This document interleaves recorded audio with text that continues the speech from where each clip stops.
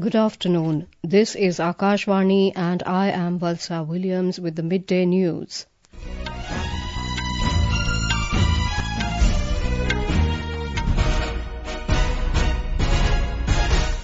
The headlines. Prime Minister Narendra Modi to hold talks with his Mauritius counterpart Navinchandra Ramgoolam today to also address a community event this evening. President Droupadi Murmu addresses convocation of Central University of Punjab in Bathinda, describes the varsity as a confluence of various cultures, not only from India but also abroad. Government to open daycare cancer centres in every district of the country in next 3 years. Centre extends duty-free import of Urad Daal until March 31st next year. Sports Ministry revokes suspension of Wrestling Federation of India. And World Para Athletics Grand Prix 2025 to kick off in New Delhi this afternoon.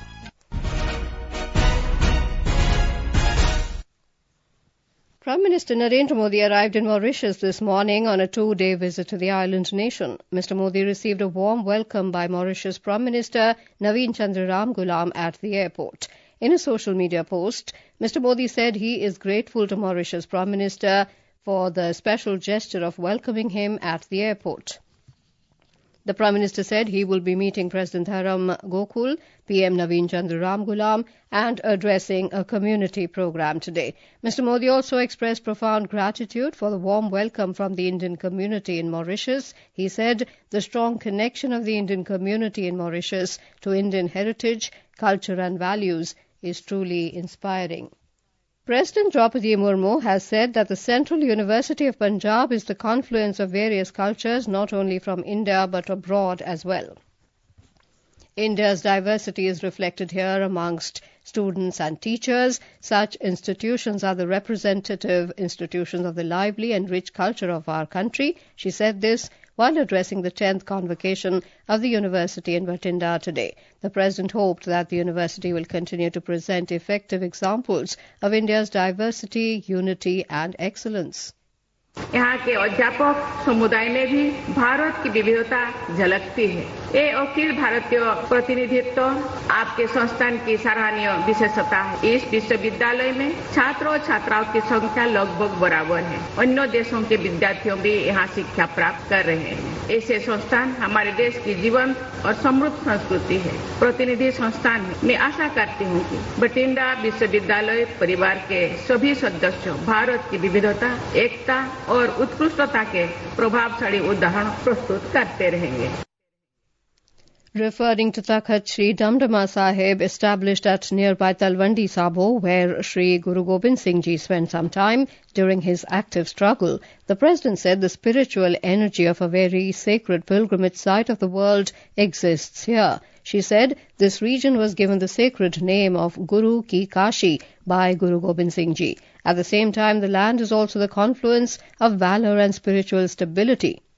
President Droupadi Murmu said that the development of women means development of society. Educated women create strong society. Happy to see that 65% of the total medal winners in the convocation are women, she said. She's confident that these daughters will give a beautiful look to our dreams of building a developed India, suggesting 5 good things to be adopted in life, including curiosity, originality, morality, far-sightedness and spontaneity. In this context, she quoted the examples of the life of former President, Bharat Ratna, Dr. APJ Abdul Kalam, who remained curious throughout his life and created history. She told the students that their means of achieving goals should be based on morality. With Rajesh Bali's report, Jagyasa Pandey, Akashvani News.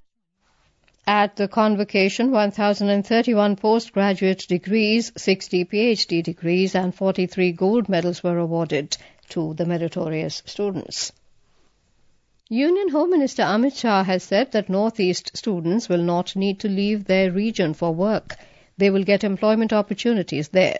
Mr. Shah said this while addressing the students from the Northeast at Youth Parliament, organised by Students' Experience in Interstate Living in New Delhi today. In his address, he said that India's longest rail-cum-road bridge is being planned to be built at the Brahmaputra. Rail line is also being built between Assam and Bhutan. The minister said organic agriculture in Sikkim has also started under the BJP government.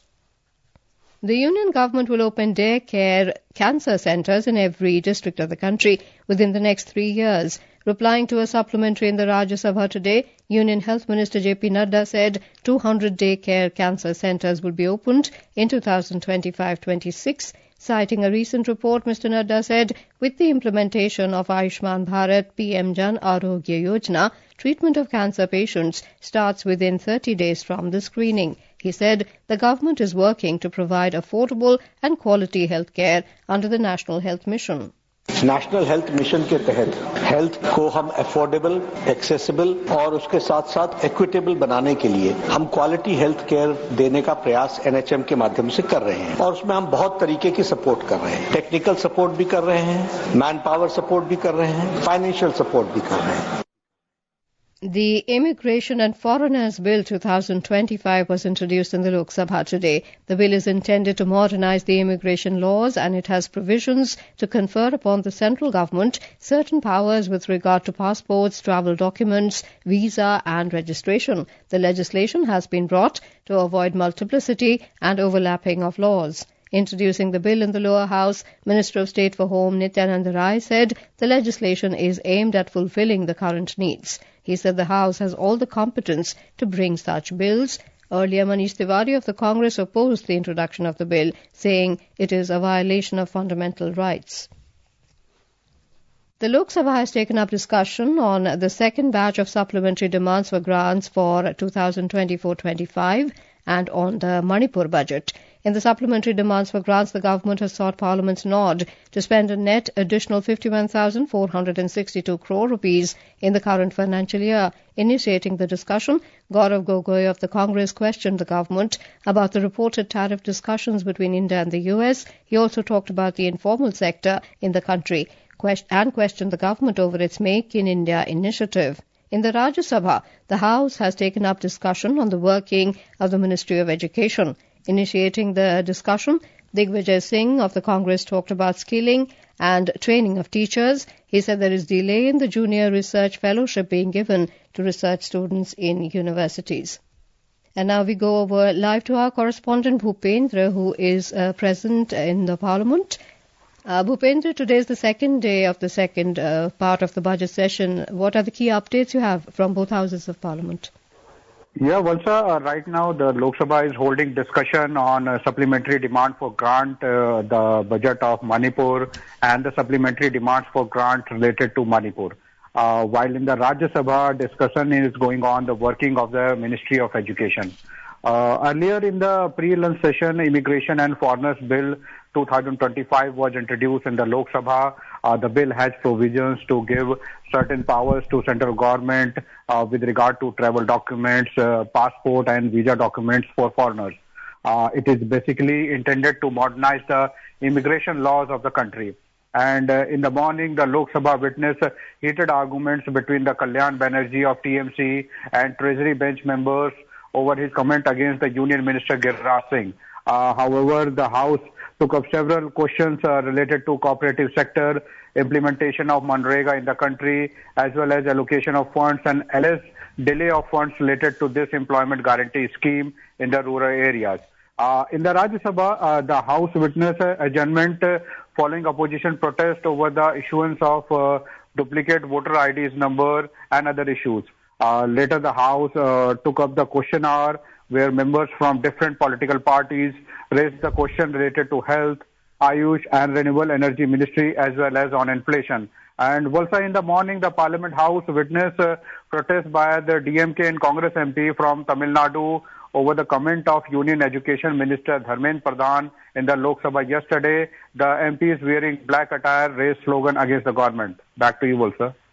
Right, Bhupendra, thank you for bringing us all those details. This is Akashvani giving you the news. For quick news updates round the clock, follow us on our X handle at AIR News Alerts. And for details of stories and more, log on to our website www.newsonair.gov.in and download News on AIR app.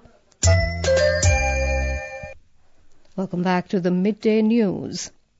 The government has extended duty-free import of Urad Daal for another year until March the 31st next year. In a notification, Directorate General of Foreign Trade said the free import policy of Urad stands extended up to March 31st, 2026.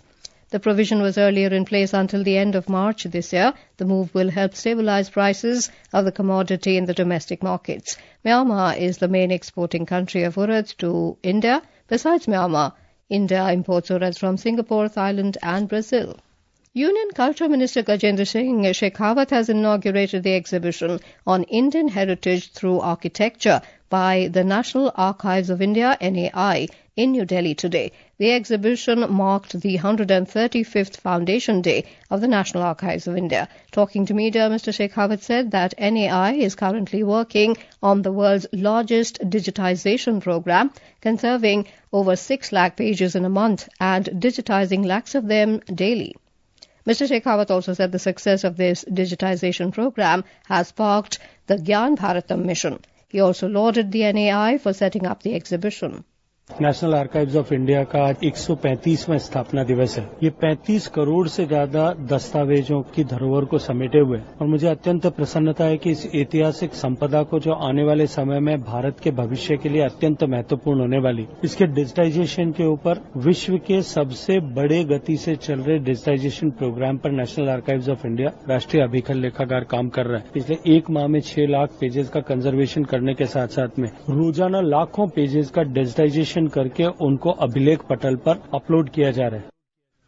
Northern Railway is operating more than 400 special trains for smooth travel of passengers ahead of the Holi festival. Talking to media in New Delhi, Chief Public Relations Officer of Northern Railways Himanshu Shekhar Upadhyay informed that comprehensive arrangements have been made to facilitate the passengers. He highlighted that security arrangements, mini control rooms and waiting areas have been set up for passengers at the New Delhi, Anand Vihar and Hazrat Nizamuddin railway stations in the national capital.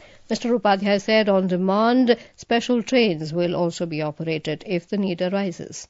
इस बार उत्तर railway द्वारा 400 से ज्यादा announced special trains का संचालन किया जा रहा है। ये वो स्पेशल ट्रेन्स हैं अनाउंस्ड जो उत्तर रेलवे द्वारा चलाई जाएंगी। इसके अलावा जो और रेलवे के द्वारा जैसे east central railway, north central railway, southern railway, ऐसे अलग अलग जो रेलवे जोन है उनके द्वारा जो ट्रेन चलाई जाएंगी नॉर्दर्न रेलवे की तरफ वो अलग है। ट्रेन ऑन डिमांड भी चलाई जाएंगी।